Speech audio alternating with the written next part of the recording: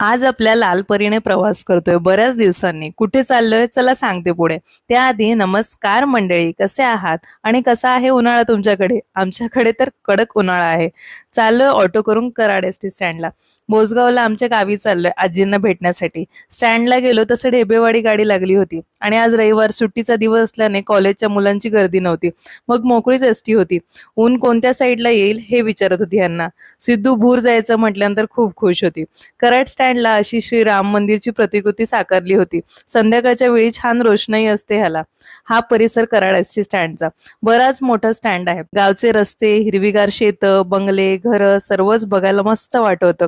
Driver दादांनी गाडी अगदी धडधड धडधड पळवली. तळमावलेला पोचलोय. कोण आहे का इथलं नक्की कमेंट करा. ह्यांचं जन्मस्थळ आहे हे. पोचलोय ढेबेवाडीला. इथून गावी चालत जावं लागतं 10 ते 15 मिनिटं किंवा ऑटोने पण जाऊ शकतो. आजींसाठी खाऊ घेतला दुकानातून. सिद्धूला टोपी घातली होती आणि बाबाला बोललेली टोपी घे, पण बाबा कसला ऐकतोय. शूजच्या दुकानात सिद्धूसाठी शूज बघत होतो, पण शूज नाही मिळाले. मग सँडल टाईप अशी घेतली. चालत चालत चाललोय हळूहळू.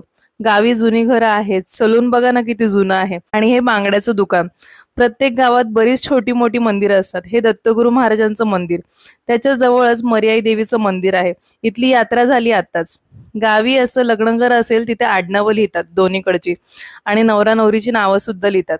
पुढे थोडंसं चाललो की गणपती बाप्पाचं सुंदर असं मंदिर आहे. येडूला चालवलं थोडं थोडं, उचलून घेतलं. सुदैवाने टोपी ठेवते पण सावली आली की फेकून देते लगेच. बाबाला घे म्हणून सांगत होती. आमच्या गावचं नाव भोसगाव. चढ असेल तेव्हा बाबा लेकीला उचलून घ्यायचा. पोचलो आमच्या घरी. बाहेर उन्हाच्या झळा आहेत पण घरी आलं की मस्त एकदम बरं वाटतं. आजींना भेटलो, छान गप्पा मारल्या. सिद्धू आजींचा शेंगदाण्याचा डब्बा घेऊन त्यासोबत खेळत बसलेली. 3-4 तास होतो गावी, त्यात सगळ्यांकडे जाऊन आलो.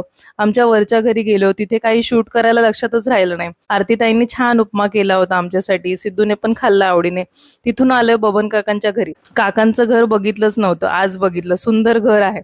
काकींनी कोकम सरबत बनवलं होतं आणि सिद्धूला मोकळी जागा मिळाली. ती काकांच्या पुस्तकांसोबत खेळत होती. मधल्या घरात जायचं होतं तिला, तर ती सरकत सरकत पायऱ्यांवरून गेली आणि उतरताना बघा कशी आली येडू माझी. सिद्धूला हम्मा दाखवायची होती पण तिला खूप भीती वाटते, त्यामुळे तिथून निघालो. मग अंधार झाला ऑलमोस्ट एसटी स्टँडला पोहोचेपर्यंत. घरी पोहोचलो तसं 1.5 तासांनी. चला भेटूया नेक्स्ट मिनी व्लॉग मध्ये. तोपर्यंत सगळ्यांना बाय बाय, काळजी घ्या.